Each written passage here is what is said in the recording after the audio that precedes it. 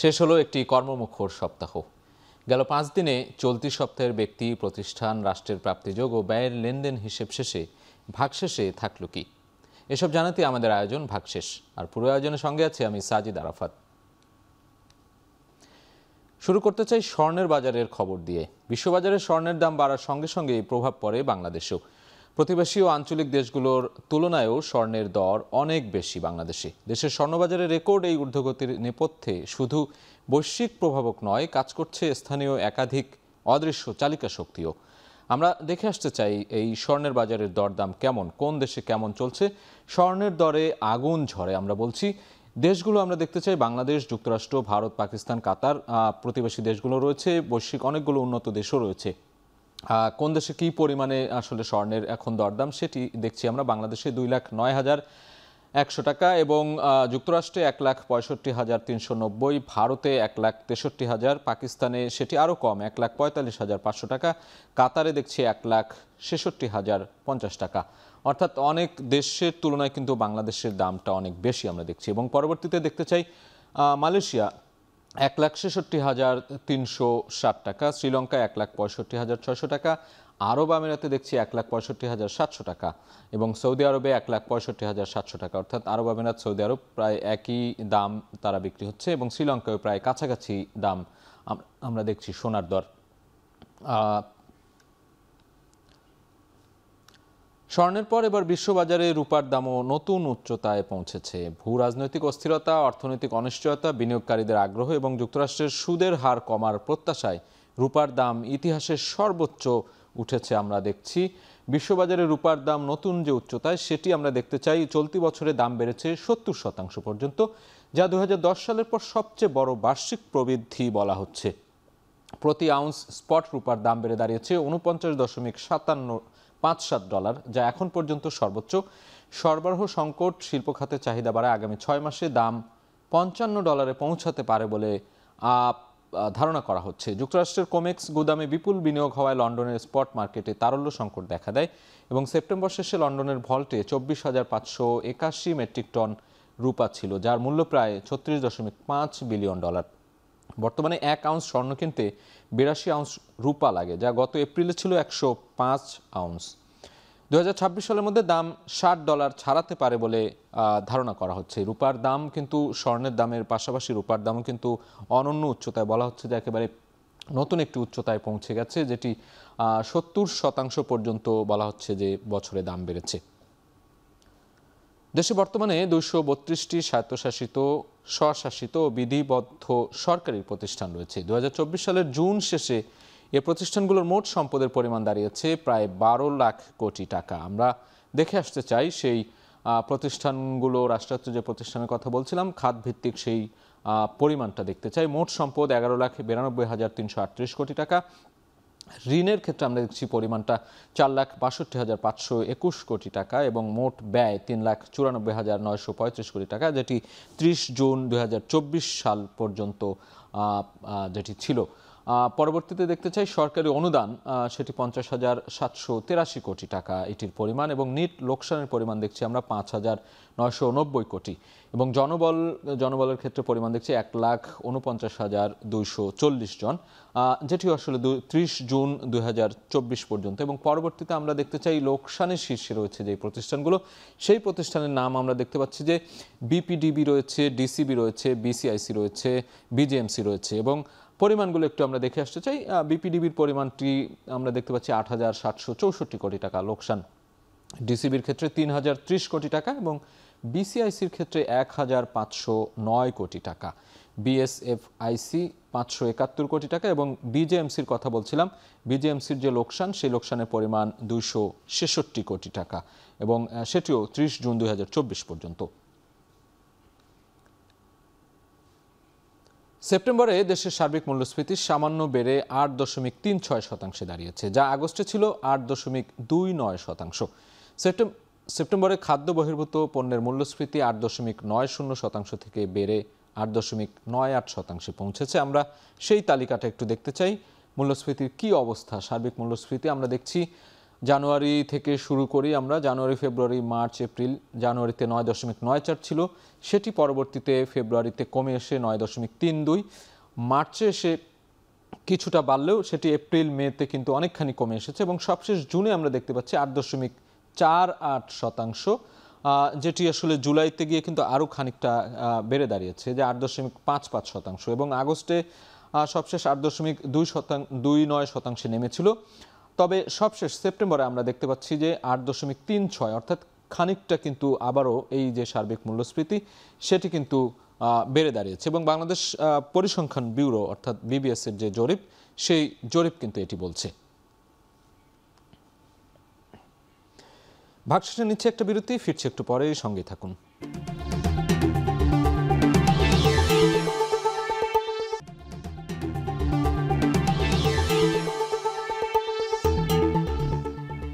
ফিরে এলাম বিরতির পর, আপনারা দেখছেন ভাগশেষ। শ্রমশক্তির বাইরে থাকা জনগোষ্ঠীর সংখ্যা বছর বছর বাড়ছে, এর মধ্যে নারীর সংখ্যা বাড়ছে আরও বেশি। 2022 সালে শ্রমশক্তির বাইরে নারী ছিল 4,63,20,000। 2023 সালে সেটি বেড়ে দাঁড়িয়ে হয়েছে 4,71,70,000 এবং 2024 সালে 5,40,000 জন। আমরা একটু দেখে নেব সেই সংখ্যাগুলো। নারীদের যে শ্রমশক্তি কমছে সেটি আসলে বছর ভিত্তিক যদি আমরা দেখি, 2022 সালে মোট পরিমাণ ছিল 7.30 কোটি এবং পুরুষ ছিল আমরা দেখছি এর মধ্যে 4.72 কোটি এবং নারী ছিল 2.57 কোটি। সেটি 2023 সালে আমরা দেখব সেই পরিমাণটি কি পরিমাণ ছিল। 2023-এ এসে আমরা দেখছি অনেকখানি কমে গিয়েছে। মোট আমরা দেখছি যে 7.34 কোটি পরিমাণ পুরুষ, এর মধ্যে 4.81 কোটি এবং নারীর পরিমাণ সে দেখছি অনেকখানি কম, 2.53 কোটি। পরবর্তীতে 2024 সালের যে পরিসংখ্যানটি রয়েছে, শ্রমশক্তি কেন কমছে নারীদের, সেই সংখ্যাটি আমরা দেখে আসতে চাই। মোট পরিমাণ 7.17 কোটি এবং পুরুষ এক্ষেত্রে দেখছি আমরা 4.80 কোটি। নারীর পরিমাণ কিন্তু এ পর্যায়ে দেখছি যে 24 সালে এসে আরও অনেকখানি কমেছে, 2.36 কোটি। 5 বেসরকারি ব্যাংক একীভূত করে নতুন যে শরিয়া ভিত্তিক ব্যাংক গঠন করা হচ্ছে সেটি শুরুর দিকে হবে রাষ্ট্রীয় মালিকানাধীন। অর্থ মন্ত্রণালয়ের অর্থ বিভাগ থাকবে প্রস্তাবিত এই ব্যাংকের মালিকানায়। আমরা একটু দেখে আসতে চাই যে এই 5টি ব্যাংক কোন কোন ব্যাংক আসলে একীভূত হচ্ছে।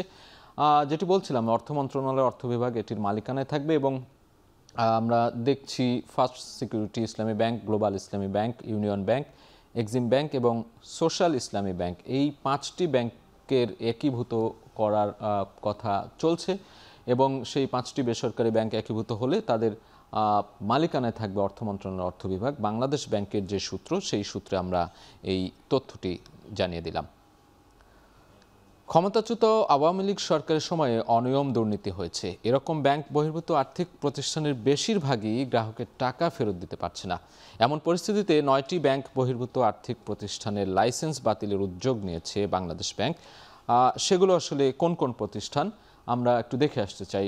NBAFI খাত, 9টি আর্থিক প্রতিষ্ঠানের অবসায়ন। আমরা যেটি 9টি আর্থিক প্রতিষ্ঠানের কথা বলছিলাম, যারা আসলে পিপলস লিজিং প্রথমেই রয়েছে, International Leasing, Bangladesh Industrial Finance Company BIFC, FAS Finance, Aviva Finance এবং আরও বেশ কয়েকটি রয়েছে। আমরা একটু নামগুলো দেখে আসতে চাই। যে 9টি আর্থিক প্রতিষ্ঠানের কথা বলছিলাম, forest finance, GSP finance, prime finance এবং প্রিমিয়ার লিজিং, এই যে 9টি আর্থিক প্রতিষ্ঠানের কথা বলছিলাম, তারা যে আসলে বিভিন্ন সময়ে গ্রাহকের যে অর্থ সেটি ফেরত দিতে পারছে না, এই 9টি আর্থিক প্রতিষ্ঠান অবসায়ন ঘটেছে।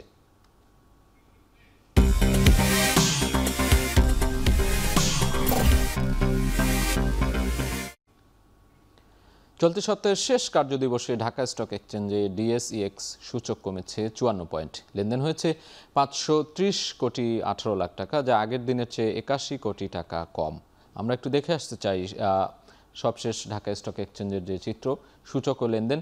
ডিএসইএক্স ৫,২৮৩ পয়েন্ট আমরা দেখেছি লেনদেন হয়েছে এবং পয়েন্ট কমেছে কিন্তু -৫৪.14 পয়েন্ট এবং লেনদেন হয়েছে ৬৩০ কোটি ১৪ লাখ টাকা, ৮১ কোটি টাকা কম লেনদেন হয়েছে আমরা দেখতে পাচ্ছি। এবং দর পরিবর্তনের ক্ষেত্রে দেখতে পাই আমরা ৭২টি কোম্পানির দর বেড়েছে, ২৯২টি কোম্পানির দর কমেছে এবং অপরিবর্তিত রয়েছে ৩৪টি কোম্পানির দর। এদিকে চট্টগ্রাম স্টক এক্সচেঞ্জে সিএএসপিআই সূচক কমেছে ৯৮ পয়েন্ট, লেনদেন হয়েছে ২২ কোটি ৬১ লাখ টাকা, যা আগের দিনের চেয়ে ১৪২ কোটি ৮৯ লাখ টাকা কম। এক নজরে দেখে আসতে চাই সেই চিত্রটি। চট্টগ্রাম স্টক এক্সচেঞ্জ সূচক ও লেনদেনের পরিমাণ সিএএসপিআই আমরা দেখছি ১৪,৯৪৭ পয়েন্ট কমেছে, যেটি বলছিলাম ঋণাত্মক রয়েছে -৯৮.৬৪ পয়েন্ট এবং লেনদেন হয়েছে ২২ কোটি ৬১ লাখ টাকা এবং ১৪২ কোটি ৮৯ লাখ টাকা লেনদেনের পরিমাণ বাড়তি আমরা দেখছি। এবং দর পরিবর্তনের ক্ষেত্রে ৫৭টি কোম্পানির দর বেড়েছে, ১৩৭টির কমেছে এবং অপরিবর্তিত রয়েছে ২০টি কোম্পানির দর। ঢাকা পুঁজিবাজারের সার্বিক সূচক কমেছে ১৩২ পয়েন্ট, মূলধন কমেছে প্রায় ৮,০০০ কোটি টাকা। সাপ্তাহিক যে ডিএসসির চিত্র সেটি আমরা একটু দেখে আসতে চাই। পুরো সপ্তাহের যে চিত্রটি আমরা দেখছি ৫ অক্টোবর থেকে শুরু করলে ৫, ৬, ৭, ৮, ৯ অক্টোবর আজকে ৫ অক্টোবর সূচকের পরিমাণ ছিল ডিএসইএক্স পয়েন্ট আমরা দেখছি যে ৫,৪৪৭, সূচক পরিবর্তন হয়েছে ৩১.৮৪, বাজার মূলধন ছিল ৭,২৮,০০০ কোটি টাকা। ৬ অক্টোবরে কিন্তু খানিকটা কমেছে আমরা দেখছি সূচক পরিবর্তনের হার এখানে -২৩.৯৯, লেনদেন হয়েছে ৭৩৬ কোটি ৮১ লাখ টাকা এবং মূলধন বাজার মূলধন সেটি ৭,২৯,০০০ কোটি টাকা। এবং ৭ অক্টোবর অনেকখানি আমরা দেখছি যে ডিএসইএক্স এখানেও কিন্তু সূচকের পরিবর্তন মাইনাস দেখতে পাচ্ছি এবং বাজার মূলধন ৭,২২,০০০ কোটি টাকা, অর্থাৎ কিছুটা কমেছে ৬ অক্টোবরের থেকে। ৮ অক্টোবরেও আমরা দেখছি কমতির দিকে রয়েছে ৭,২০,০০০ কোটি টাকা বাজার মূলধন এবং ৯ অক্টোবর সবশেষ ৫,২৮৩ পয়েন্ট এবং সূচক পরিবর্তন দেখছি আমরা -৫৪.১৪ এবং বাজার মূলধন ৭,১৭,০০০ কোটি টাকা আমরা দেখছি। এ পর্যায়ে ভাগশেষে নিচ্ছে আরেকটা বিরতি, ফিরছি একটু পরেই।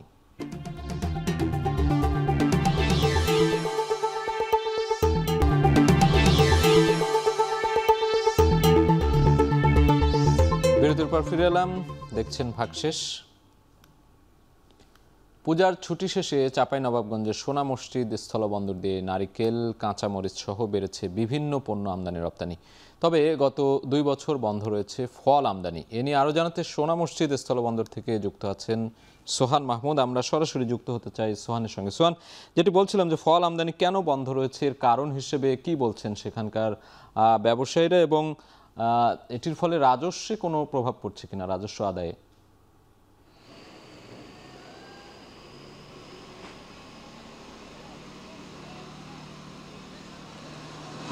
সাজিদ আরাফাত, আসলে গত ২ বছর ধরে সোনা মসজিদ স্থলবন্দর দিয়ে কোনো ফল আমদানি করতে পারেননি এখানকার ব্যবসায়ীরা বলছেন মূলত এই ফল আমদানি না করতে পারার কারণে এই স্থলবন্দরের রাজস্ব আদায়ে ধস নেমেছে। আমরা কাস্টমস কর্তৃপক্ষের সঙ্গেও কথা বলেছিলাম, তারা বলছেন ২৪-২৫ অর্থ বছরে প্রায় ২১৪ কোটি টাকা আসলে এই স্থলবন্দরে রাজস্ব ঘাটতি হয়েছে। আমরা ব্যবসায়ীদের সঙ্গে বারবার কথা বলার চেষ্টা করেছি আসলে এই ফল বন্ধ থাকার কারণ কি। ফল বন্ধ থাকার কারণ তারা বলছেন আসলে ডলার সংকটের কারণে তারা এলসি পাচ্ছেন না।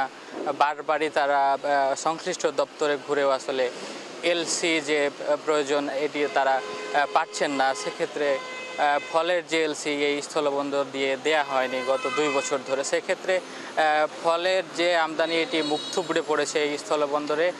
২৪-২৫ অর্থ বছরেই ২১৪ কোটি টাকার বেশি রাজস্ব ঘাটতি হয়েছে। আমরা এখানে এসে দেখতে পেয়েছি সারাদিনই আসলে স্থলবন্দরে প্রচুর ট্রাক প্রবেশ করছে। আজকে আমরা এই দুপুরের পর পর্যন্ত প্রায় ২৫০ ট্রাক স্থলবন্দরে প্রবেশ করেছে। এগুলোতে বিভিন্ন ধরনের পণ্য আসছে, পাথর, ভুসি, এক কথায় গোখাদ্য, নারকেল সহ বিভিন্ন পণ্য এই স্থলবন্দরে আসছে। তবে সমস্যা যেটি হচ্ছে ফলের দাম বেশি, সেক্ষেত্রে ফলে কিন্তু রাজস্ব আদায় বেশি হয়।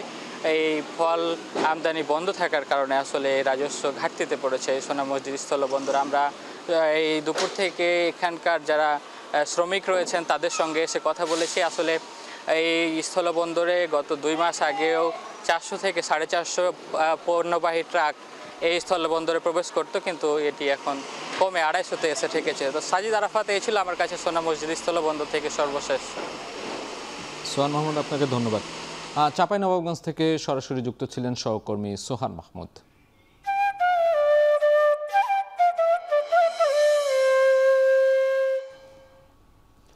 মৌসুমের শুরুতে যশোরে জমে উঠেছে আখের বাজার। গত বছরের তুলনায় এবছর দামও বেশ চড়া। এ নিয়ে শহরের খালধার মোড়ের আখের হাট থেকে বিস্তারিত জানিয়েছেন রিপন হোসেন।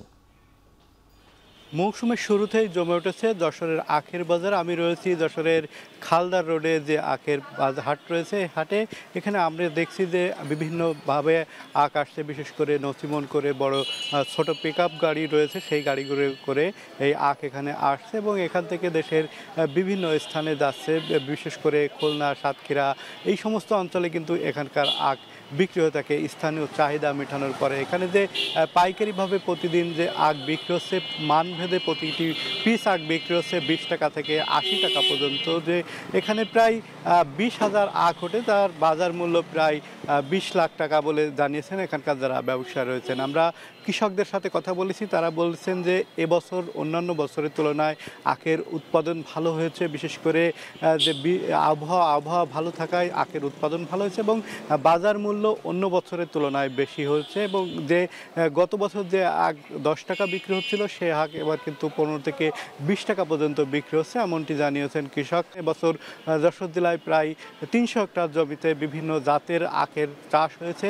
আখ চাষে উদ্বুদ্ধ করতে কৃষকদের নানাভাবে তারা পরামর্শ দিচ্ছেন। সব মিলে আখের বাজার জমজমাট রয়েছে। এই ছিল এখান থেকে আমার কাছে সর্বশেষ। ভারত থেকে চাল আমদানি কমায় কুষ্টিয়ায় বাড়তি দামে বিক্রি হচ্ছে চাল, তবে দেশীয় চালের দামে এর প্রভাব পড়েনি। এ নিয়ে আরও জানাতে কুষ্টিয়া থেকে আমাদের সহকর্মী যুক্ত হচ্ছেন মেজবাউদ্দিন পলাশ। পলাশ, আপনার কাছে জানতে চাই যে কোন চাল কত দামে বিক্রি হচ্ছে এবং আমদানি কমার কারণ হিসেবে কি বলছে বিক্রেতারা?